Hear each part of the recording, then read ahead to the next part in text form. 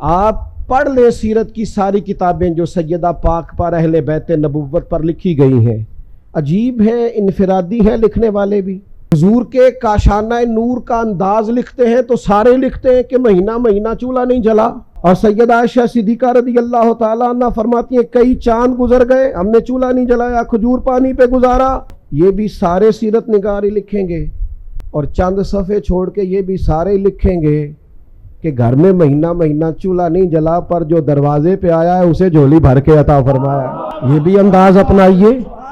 ہمارے پاس جو ہے وہ صرف ہمارے لیے ہے، حالانکہ نبی کریم نے فرمایا 2 کا کھانا ہے تو 3 کھا لو، 3 کا ہے تو 4 کھا لو۔ صرف حکمرانوں کا رونا روئیں کہ وہ غریب کی مدد نہیں کرتے۔ یہاں جو جس گاؤں میں جس محلے میں مالدار ہوتا ہے فوراً مکان بدلتا ہے اور وہاں چلا جاتا ہے جہاں سارے امیر ہی رہتے ہیں، پھر جب اسے غریب دکھائی کوئی نہیں دیتا تو درد کیسے غریبوں کا ہوگا۔ میرے عزیز، یہ اہل بیت نبوت سے سیکھیں، سادگی میں رہنا، تھوڑے پہ گزارا کرنا، اور اس کے باوجود اللہ کے بندوں کو دینا، اور پھر سیکھو نا میرے محبوب کی اولاد سے مسلوں کو آباد کرنا، اللہ کے حضور حاضری دینا، عبادات کرنا۔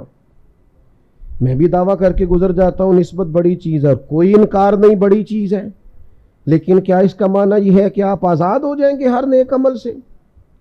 جن کی نسبتیں مضبوط ہوتی ہیں وہ تو زیادہ ذمہ دار ہوتے ہیں۔